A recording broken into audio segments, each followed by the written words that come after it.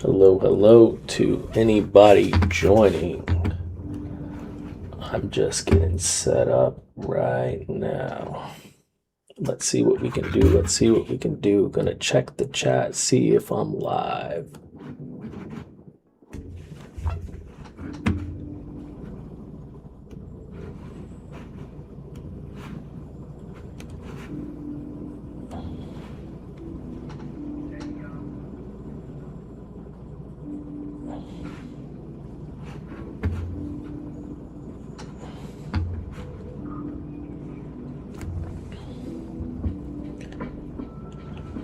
Well, I'm just gonna pray on it. Pray that I'm live, pray that I am online. It seems I've been missed a little bit according to the chat. Appreciate it.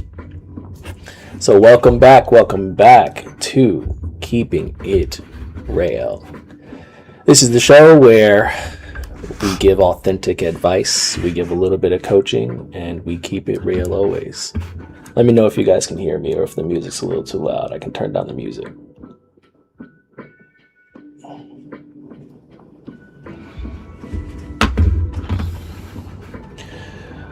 I should be live a few places.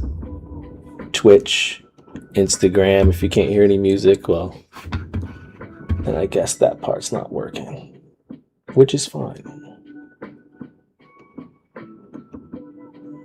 As long as you can hear me, we are good to go.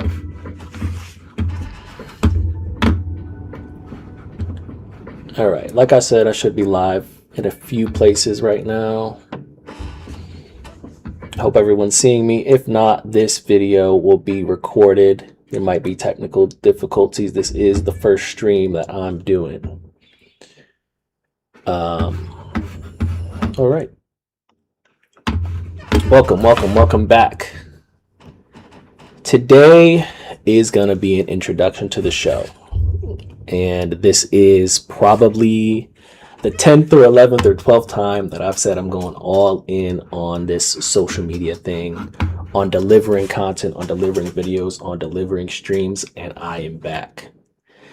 So this is going to be our introductory episode. It's going to be called The Audit. So in keeping track, let me give you guys some life updates. Recently, I have joined a coaching program to be a certified life coach. And that's kind of where I want to pivot with my career. Currently, I help businesses fix their internal processes, fix the way that they get things done, fix the way that they communicate. And I figure, why not steer those same skills into helping people with their lives? If you know me personally, you know that I am a certified yapper and I do not stop talking. So I figure, why not monetize that? So I'm going to be yapping on camera from now on. I should be live on Mondays and Thursdays. We'll figure that out when we get there. But for now, I'm live today. It's Tuesday, I know. But I figured, why not hop on? Why not go live? So any technical difficulties we're facing, we'll just chalk that up to it being the first stream. As always, I've got chats open on all of the social media. So please drop any questions that you may or may not have in the chat. And if it's not coming through, once again, these will be recorded and I can play them back. These will be on my YouTube, on my Instagram. First question, how do I start my streaming career? Man, it's a setup. You think you can just hop on here with a webcam? It's not how it works. Right now I'm using my phone. It's my streaming device connected to a cam link by Elgato. Shout out to Elgato, sponsor me.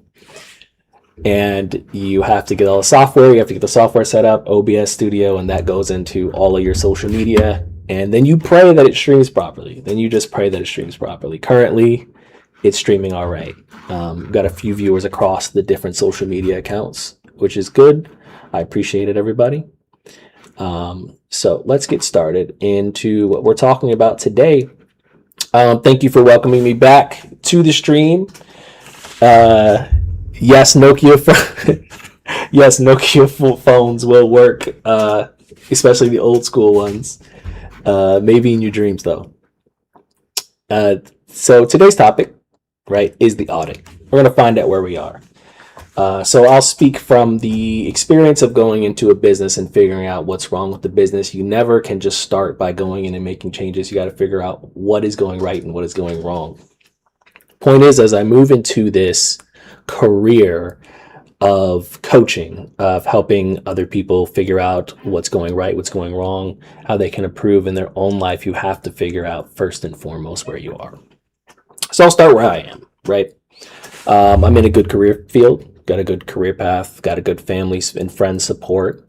So for all intents and purposes, I'm where I need to be. Most people, I think, cannot say that. And even in my position where I am, whereby all means I do have a level of success, I feel that there's always growth to be had. And you have to understand when it is that you are content, even when you want more. I'll refer to things like celebrities. If you know anything about celebrities, if you follow celebrities, you'll recognize that these actors, these singers, these dancers, they have consistent problems with drug abuse, with depression, with going into rehab facilities, all these things that support their deteriorating mental health. And you'd wonder, with all the money in the world and all the things that you could possibly have, how can you still be upset? How can you still be sad? That is the point of view of most people. And it misses something, right? Is that obviously you've heard it before. Happiness is not about the things. It's not about the stuff. It's not about what you have. It is about how you accept that and what to do with it. So first, it is to be content with where you are and understand that where you are might be where you continue to be if you don't do anything about it. So here are some of my goals, right? And part of the streaming, the social media, the coaching, I want to move into coaching. I want to move into helping people figure out what's going wrong in their lives, finding the source of the problem and fixing the source of the problem instead of treating the symptoms. And one of the ways to do that is to fix my own symptoms, right?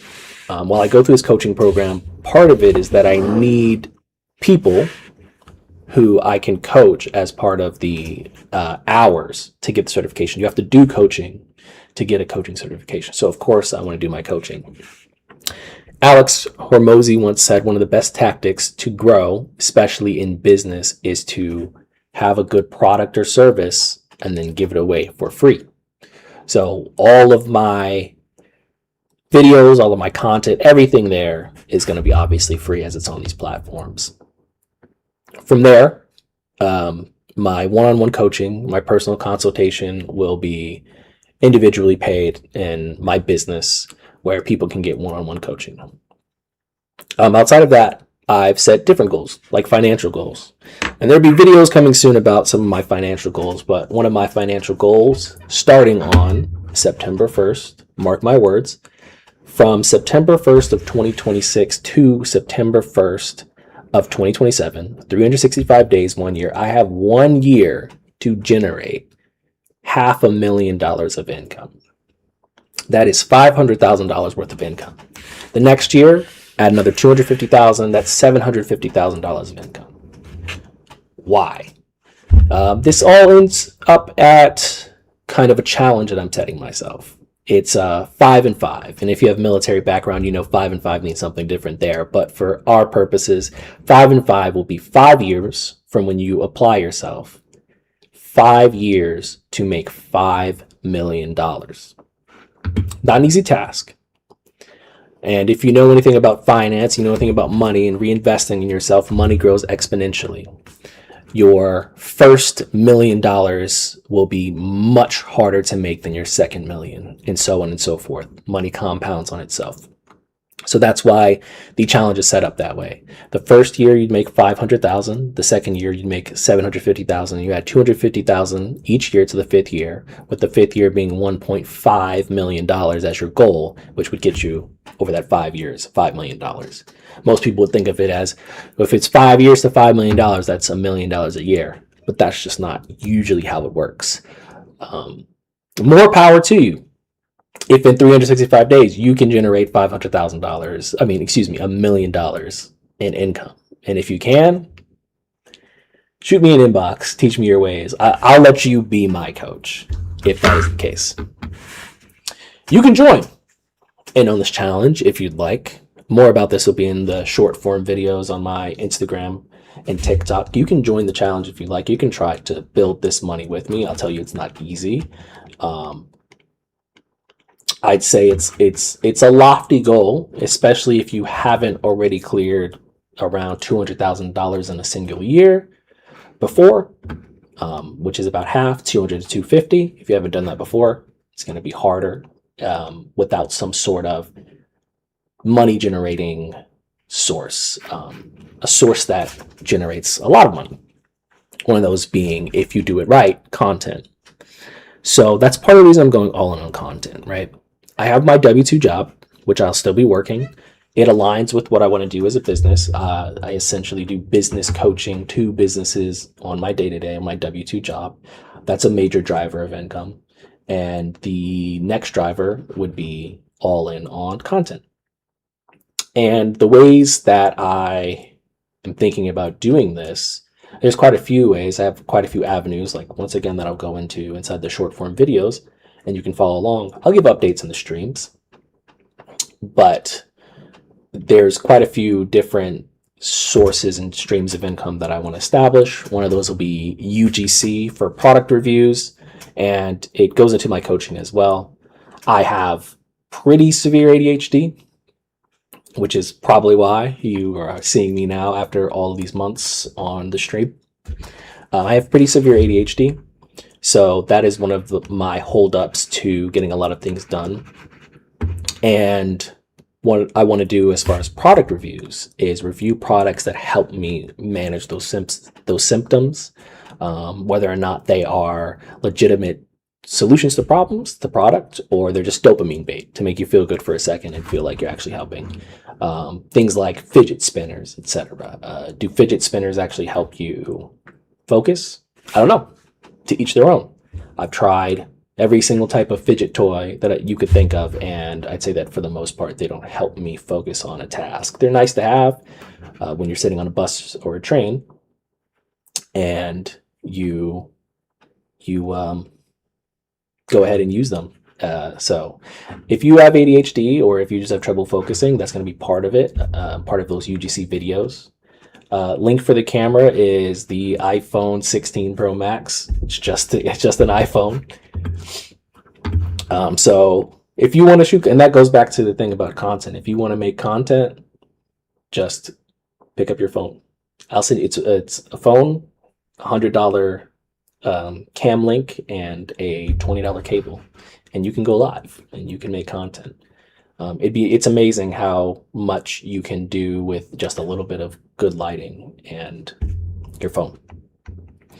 So moving forward with UGC, moving forward with content, the major thing and the major point is trying to make this money. So if you think, and if you believe in yourself, and you're willing to put in the work, if you want to join me on this journey of making $500,000 in the next 12 months, then by all means follow along. By all means, hop on board. Watch the videos. They'll be coming out soon. Watch the UGC videos. They'll be coming out soon.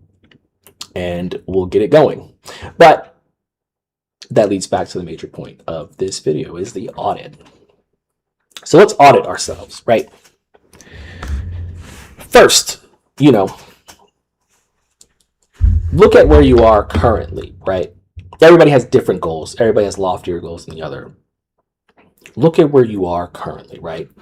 And it's the question of, are you happy where you are currently? And if you are happy where you are currently, then that's fine. You know, keep on keeping on. I am, in support of you for that.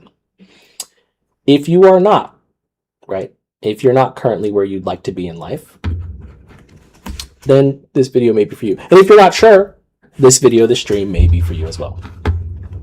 So the audit, first, you have to start with your peers, right? And your peers don't exactly refer to people who are in your age group. I'd say rather it's people who are within a few years of your age group. You can go plus or minus 3 to 5 years if you'd like. And you have to see where your goals are and compare it to those people. Compare yourself to the herd, right? And compare yourself in what? Is it finances? Is it family? Is it, satisfaction with life? That much is up to you. That depends on your goals, right? So for a financial component, right, there's a lot of, good metrics. And if you really compare yourself to your peers, you might be surprised in either way of how much or how little you make. And you might be surprised that you're like right smack dab in the middle. I'll tell you that despite what the internet tells you, or what the music tells you, most people in this world, shocker, do not make 6 figures every single year. Crazy. Most people make half that. Most adult men make half that. The reality for most adult women is a little bit lower, but in a similar ballpark, right? And so you have to take that into account when you're comparing yourself to your peers. And then you have to ask yourself, right? If your age group, right, does not make the same that you do, either you're much higher or you're much lower than the age group, you are no longer to call these people your peers because they're not your peers, right? Peers implies a level of equality in like resources and upbringing and where you're from. And you have to start comparing yourself to the people who are more so in your tax bracket. The economy is in a horrible place. And let's compare this to maybe 20 years ago. 20 years ago, if somebody told you that they had 6 figures, they were rolling in it, right? And 6 figures, for instance, if you were a single man and you had $100,000 to $120,000 a year, you could go and you can get yourself a family, live in a nice suburb of a major city with a 4,000 square foot home, 4 bedrooms, a few kids, a dog, a white picket fence, and you were financially solvent. You had your couple of cars, maybe 3 cars even, and you were doing fine. And it's a sad reality that number today looks more like double, right? That $10,000 a month to make it to $120,000 a year looks more like $20,000 a month. Unfortunately, that's hard to hear when the average American salary has gone from like 40,000 to 50,000 that time period, but the economy is asking for you to have doubled that money to be in the same position. And this exists inside of our major metropolitan areas, our major cities, and that includes all major cities. That includes the smaller major cities, even affordable major cities. What were affordable major cities? Let's like say Charlotte, for instance, not quite New York City, not Los Angeles, not San Francisco. Someplace like Charlotte, it still exists as the reality. I live in the DC area, obviously. I'm a little skewed in this. If I lived somewhere else, it'd be a little different, but you'll find that it's not that much different if you're near a major city, if you're near commerce, because those types of incomes exist where there is commerce. So, where does that put us, right? First, we have to accept the reality of where we are currently. And it's a sad place to be. Honestly, it's sad. Where nothing's affordable. Nothing makes sense, right? 100,000 a year is the new 50,000 a year.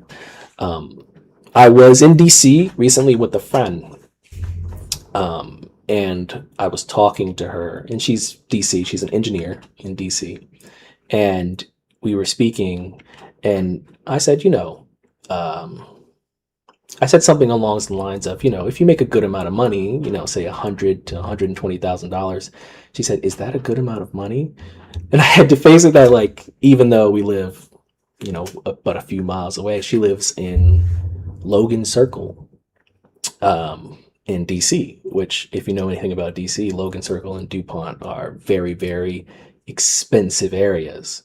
So that leaves her to, think of it that way. This is not words of discouragement to anybody who makes, what is seen as a normal amount of money, the $50,000 range for, an average adult man. It's not discouragement. If anything, it's part of the audit. The first part of the audit is the reality check.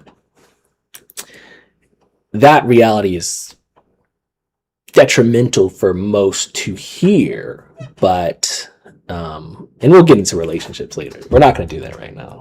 But I will say,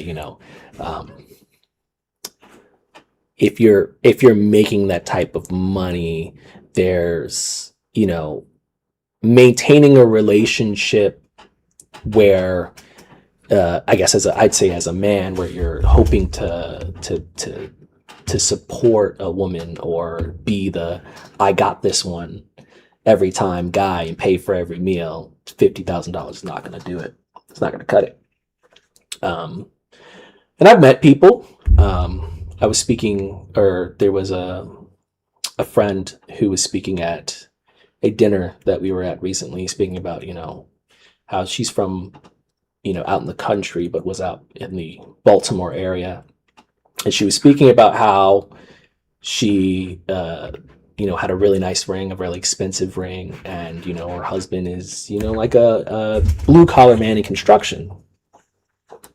I said, wow, it's a lot of ring for a blue collar salary. There's nothing wrong with that. It's just, we have to face the reality. I think social media is doing a lot of destruction of relationships. It only tells you the fun half, the Birkin bags, the Louis Vuitton purses, the back and forth, and doesn't tell you the other side of the reality of that is we shouldn't be wearing these things that we can't afford. Unfortunately, I'm not a financial advisor. Talk to your financial advisor. If your financial advisor says buy the Birkin bag, then you can buy the Birkin bag, I suppose. But money is just only one part of the audit. There's also the emotional and mental capacity and readiness for being amongst your peers. And I'd say that the bar for that, unfortunately, for everybody is pretty low, but fortunately for you, is pretty high. It's pretty low, and it's fortunate for you to grow, right? To have the average emotional intelligence of an American man or woman is not difficult. I'll repeat that again. To have the average emotional intelligence or better than the average American man or woman, I'm going to tell you honestly, you don't have a far way to go. You don't have a far way to go. Congratulations. That's going to be the easiest part of the transformation that you have to face is your emotional intelligence. It's probably better than you think it is. Seek therapy. I always say seek therapy. That's kind of like a first and foremost. If you haven't been in therapy yet, go to therapy. The reason that you go to therapy, even if you think you don't need it, is that's exactly why, is that you think you don't need it. Everybody needs to see a therapist. Let me clarify. Everybody needs to see a therapist at least once. And not one session. I mean once for a period of time. You should be seeing a therapist to try to troubleshoot what issues you may or may not have. There's debates. People debate on whether or not therapy should be forever or therapy is just something that you do as a program. I'd say that both of those opinions are equally valid depending on what you want from therapy, but everybody should do a session with therapy. Let's say 6 weeks. Give a therapist 6 weeks, and if that 6th week you feel like you're getting no value from it, or you feel like they're not saying anything, I'd say maybe you don't need that therapy, or maybe it's the therapist is not matching with you, but you should know that probably by your 2nd session whether or not you match with that therapist. There's such a thing as bad therapists. There's such a thing as bad approaches to therapy. Not everybody needs talk therapy. Some people need homework. There's cognitive behavioral therapy. There's psychiatry, which is more on the actual physical function of your brain, the chemical function of your brain and how it affects you, right? Rather, some people just are chemically imbalanced. Not pushing or speaking against medication in any way, shape, or form. I'm just saying that some people's issues aren't therapeutically solved. So that's the part on emotional intelligence. That's really just it. See a therapist. See where you can improve. I think next is probably, as far as emotional intelligence, is surrounding yourself with honest people. And when I say honest people, that's not to cast judgment about people who you think are dishonest towards others. It's rather, are they honest towards you? A good friend will tell you where you need to improve and where you're messing up. You know, my brother, who may or may not be in the chat, you know, at a point where we live together, told me every day that I need to wake up before I get fat. Did it happen? A bit. Was he right? Absolutely. Was he going to let that slide for me? Probably not. Those are the types of people that you surround yourself with. And it's not the people who are jerks just to be jerks. It's just people who are going to be honest with you, and not based on what they want for you, but what you want for you. Think about that again. Not for what they want for you, but for what you want for you. If you tell your friends every day that you want to lose that weight and they don't tell you then you need to be in the gym, those are not your friends, right? Because what does it cost you to hold somebody accountable if they want to be held accountable? It costs you nothing to be a good friend. It costs you nothing to tell your friend when they're messing up. So surrounding yourself with the right people is also good advice in this regard. So once you've got your friends, once you've got the emotional intelligence, once you're talking to a therapist, once you get your money right, your finances right, and there's many ways to get your finances right. There's no one size fits all. And this is where my background in business development, my background there is I've been a Scrum Master, project manager, and an ITIL, ITIL, subject matter expert. This is with multiple companies, and that all falls into the frame of what's called business process improvement. And so part of business process improvement is knowing that there are many ways to skin a cat. There's not always a single solution. If there was a single solution to help every single business or every single person get better, we wouldn't need people like me at all. I would just say, hey, everybody follow the same advice. That's part of why I'm going into coaching, is that not my advice won't work the same for everyone. You know, I would say to everyone, go to the gym, right? But just because everyone's at the gym doesn't mean that everybody should be doing the same workouts, right? You do different things for weight loss and weight gain. Not that different, mind you. They're not that different. A lot of it's an eating component, but are you trying to gain strength? Are you trying to gain weight? Are you trying to lose weight? There's different approaches for everything, right? It's the same way with your financial freedom. I would love to say, find what you love and then do it until it pays you. But that just isn't the reality of today. And it depends on what you want, right? Do you want to be in an equal partnership with somebody, 50-50 it and ride that until you both die, which I think is beautiful? Is that what you want? Do you want somebody to take care of you? Do you want to take care of somebody? What is your goal? And from that goal, then we derive, working backwards, what it is that the plan to get there is. Always work backwards. What is the goal, right? That's part of the audit. Is I can't audit where you are without knowing where you want to be. If you want to be a millionaire and you make $50,000 a year, I'll tell you plainly, if you work that 9 to 5 job at $50,000 a year with a 10% year-over-year raise every year for the next 40 years until you retire at 65, you will be a millionaire when you cash out that 401k, and you will be just shy of being a millionaire, right? You'll be a little over. You probably have $1.1 million inside your 401k. And I hate to break it to you, in 40 years, $1.1 million will not be what it is today. $1.1 million is not what it was 20 years ago. And so the idea that this is one of those things, one of the criticisms of people like Dave Ramsey. If you don't know Dave Ramsey, he's a financial advisor. No hate to Dave Ramsey, but he was a millionaire, went completely broke because he was doing sketchy business deals or sketchy real estate deals. Look up a video on that. I'm not going into his sketchy deals. But he lost all his money and he built his way up in the system that is good for like financial well-being. What I'd say, he says, if you take this, if you've ever heard someone make the joke, if they gave you $200 and you're like, oh my gosh, if I put this into a 401k in 45 years, I'll have $1 million.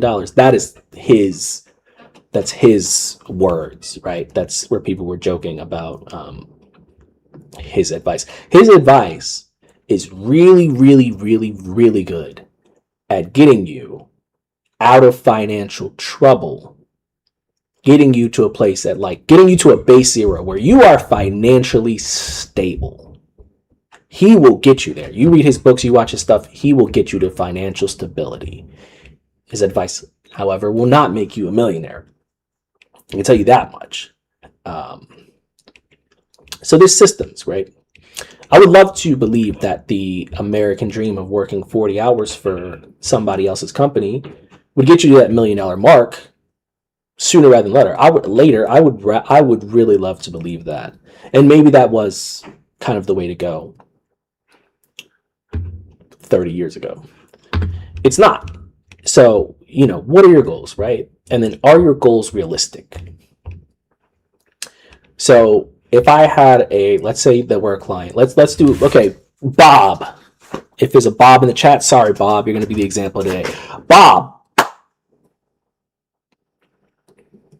you make $50,000 a year. You want to be a millionaire. What does that mean to you? Do you want to be a millionaire of liquid? Do you want to be a millionaire in assets? What type of millionaire do you want to be? He says, I want to be on a yacht with 50 women in Ibiza. Yeah, say it like they say it. Ibiza. In Ibiza. And I say, how are you going to do that, Bob? Bob says, well, I'm just going to work harder. Well, Bob, sorry. You're never going to get there. That's what it is to be a coach, right? If you've ever had a too agreeable therapist, you know what I mean when there are people online who would tell you that that's a good plan. Just dig down and work harder. Nothing about working harder will make you more money. It's a component, right? It's not easy, but nothing about working harder will get you more money. So the audit, where are you and where do you want to be? And is it realistic to get there? In Bob's case, not so much. Okay. So, Bob, what do you do? What are you good at? Let's say that Bob, for instance, works as a carpenter. Well, Bob, as a carpenter, how long have you been a carpenter? Bob's been a carpenter 15 years. Maybe you should start your own business, all right? I'd say that, most of the way that you're going to make this money is to be your own boss. If you don't think about what it costs to run a business and why the upside is high, right? Is, I guess, the maybe less ethical way to do it is hire people and pay them as low as you possibly can so you can have as much profit as you can. Pay for systems and processes and software that's as cheap as you can so you can make as much money as you can. That's one way to go about it. It's a less than ethical way to go about it, but that's where you're going to make, the type of money that's going to be groundbreaking, that's going to be life changing. So let's say, for instance, in my work, right? If I was to start a consulting, or not a consulting, a coaching business, let's pull up the calculator here, right? Let's say, because I give away consulting for free online, I give away all the stuff. If you want specific consulting, let's say for 1 hour of consulting, I charge like $200. That sounds crazy. But wait, depends on, the case, right? If you're starting somebody from scratch, the $200 might be an investment for them.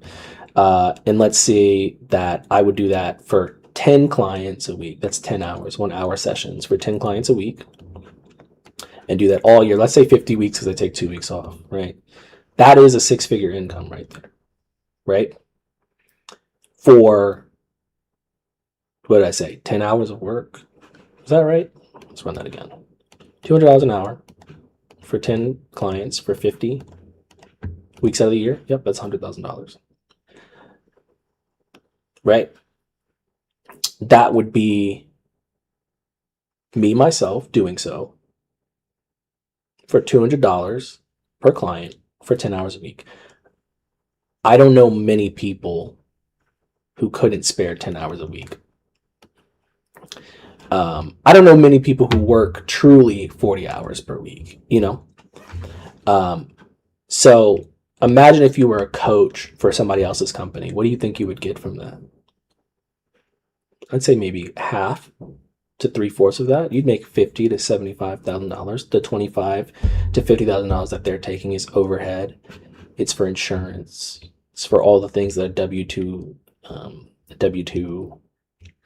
employee cost. If it's an actual physical brick and mortar business, the lights, the electricity, all that. The age of remote is making that a lot easier to justify.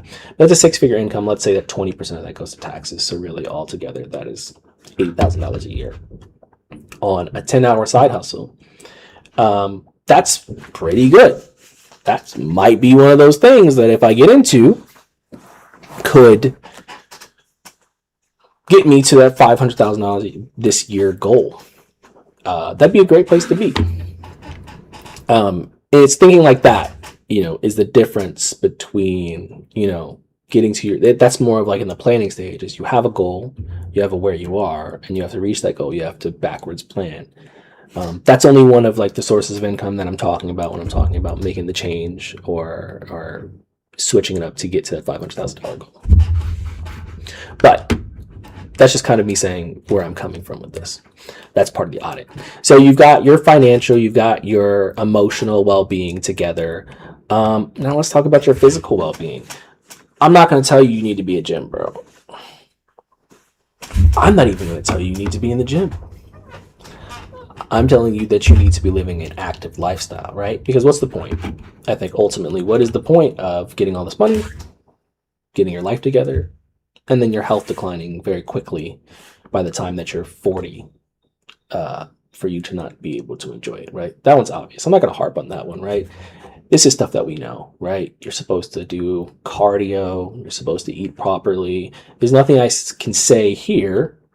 There's nothing I can say here that's going to convince you to go to the gym if you haven't been going.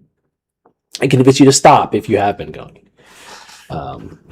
Maybe not as per the comments, maybe no gym is a bit, much. But for a lot of people, the idea of going to the gym is kind of a lot to take in. There's a lot of stuff you can do, right? There's a lot of different things you can do. You can go on jogs in the morning. You can go on speed walking. They're finding that speed walking is sometimes more effective than runs at weight loss for cardio because of the way you burn fat when you're doing more strenuous, low impact cardio. It may not always be that way, and that alone probably won't fix it if you're, eating pretty bad for yourself and you're walking on the treadmill, those things are not just going to cancel out. So of course, get your physical health together, right? You have to get your physical, your emotional, right? We've talked about your financial, and we're talking about, and I mean, mental is pretty much the same as your emotional health. Seek therapy, get your mind right, get your stuff together. There's discipline that goes into it, and I'd say that there are different ways to go about things for men and women, and there are many differences. And as far as the way that we attack these things. That's more for individual coaching. I mean, I have books that I'm writing on these subtle, but I think important differences that help with relationships, which gets me into relational health, which is different than mental and emotional health. Is relational health. We talked about having people around you that are good friends, but you also need people around you who you can love and that love you. That doesn't always have to be a romantic relationship. There's plenty of relationships that you can get into, but to each their own. Those kind of aspects that we're gonna go over. So the homework, and I wouldn't call it homework, just kind of the idea, the way that you look at yourself, is asking that question majorly. That first one is asking that question. Where am I currently? Where do I stand in all of those categories against my peers? And here's a good data point, and here's a metric, is if you feel that you are above and beyond all of your peers in all of these categories, congratulations, you're up there, or cut it out, you're a liar. I'm not there, I'll say, first and foremost. I'm certainly not perfect in a lot of these things, mainly the gym, but certainly not perfect in a lot of these things. But that doesn't disqualify me to help someone else. I think that we need to look at coaching differently. I think there's a difference between coaching and therapy. When a therapist comes to you and speaks to you, it doesn't matter where that therapist is in life, really. It matters that they're effective for your mental health, right? I'd say for a coach, it's different. You can be a coach of two things. You can be a coach by effect, or you can be a coach by experience. And let me differentiate the two. A coach by experience is somebody who's been there where you are and pulled themselves out of that situation, or never got themselves in the situation because they made good choices. Look at sports coaches, for instance. A lot of sports coaches are former athletes, and a lot of them are not former athletes, right? But they can both be equally effective, right? You can be a coach by effect, or you can be a coach by experience. When it comes to life coaching in general, I'd say,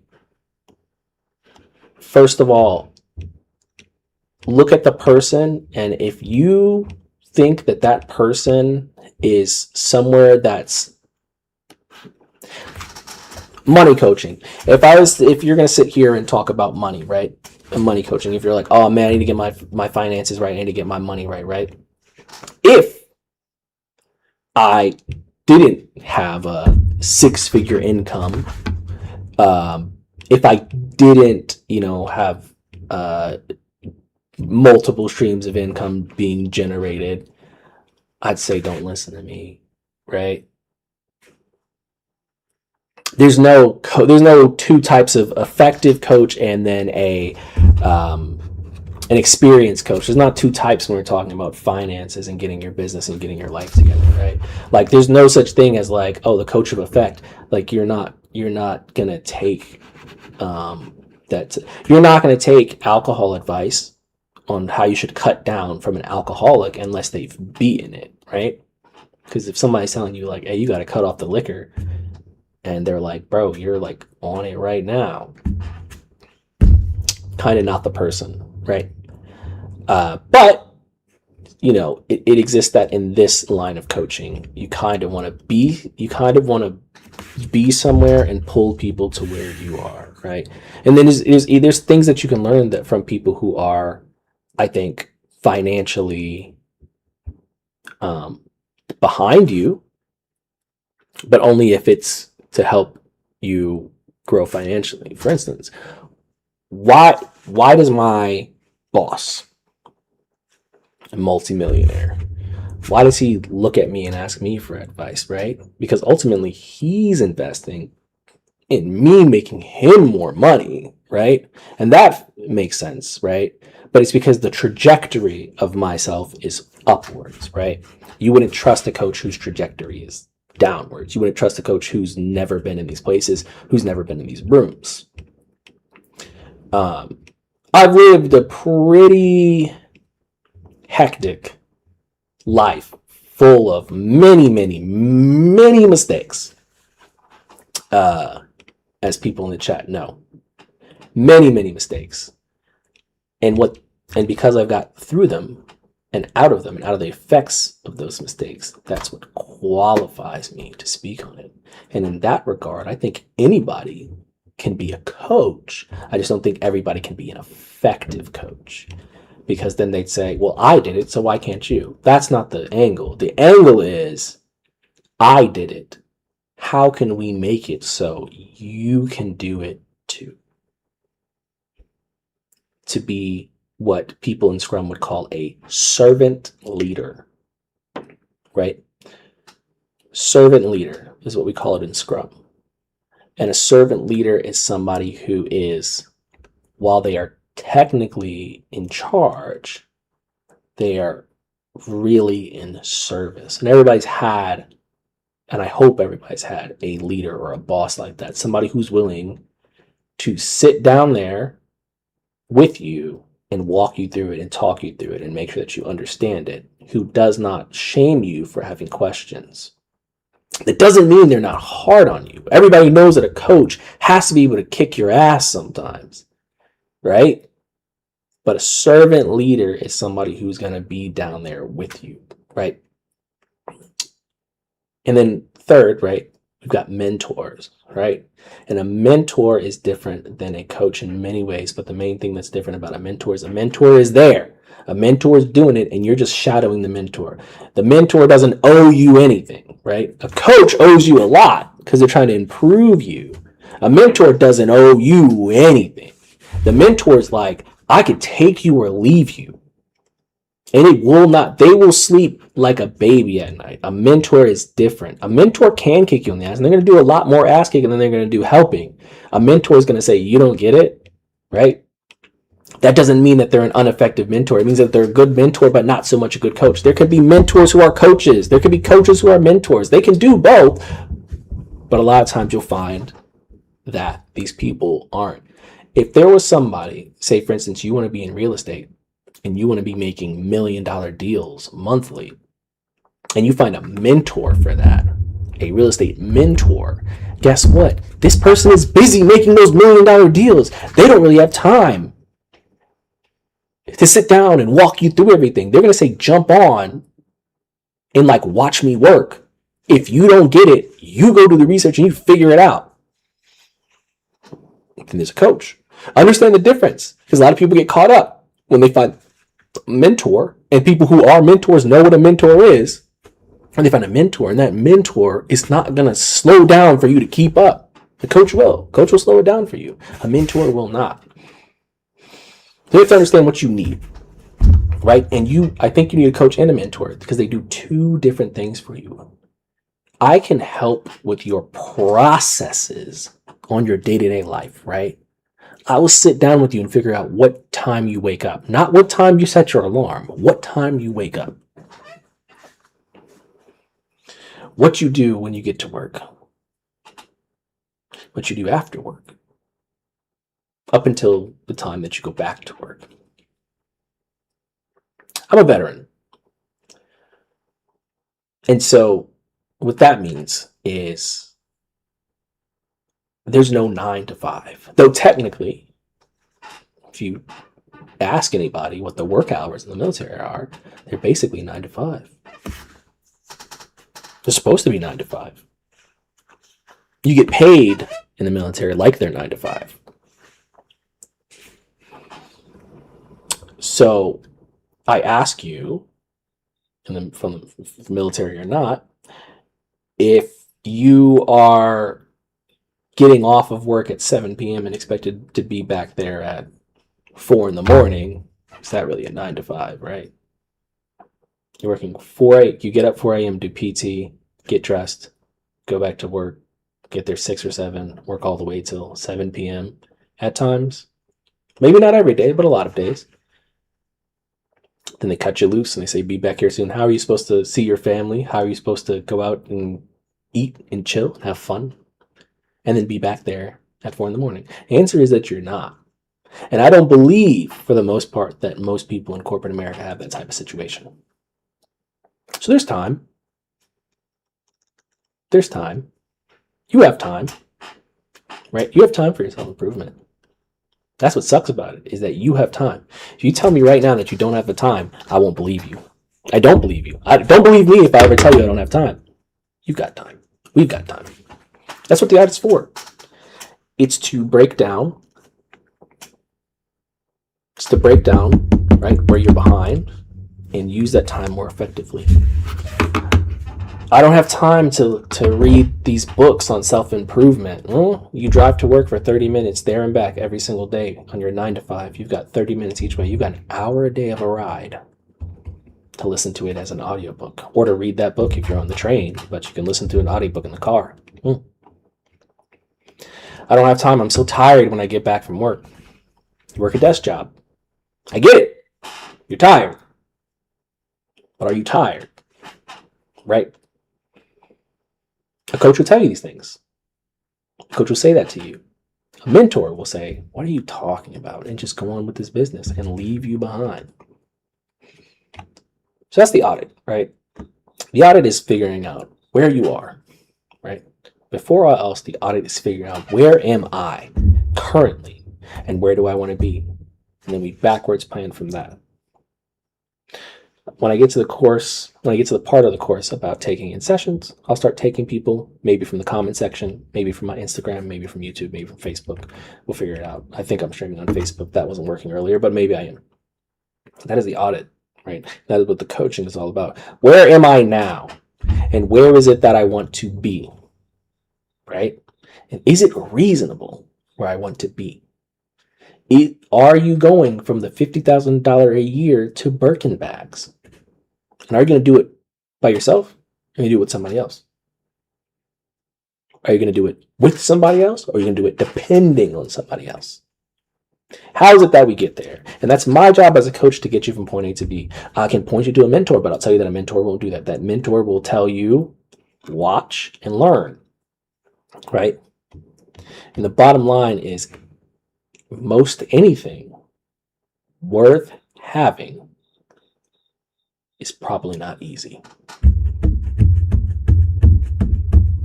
It's probably not easy, right? It might be easy when you have it. It might have not been easy to earn.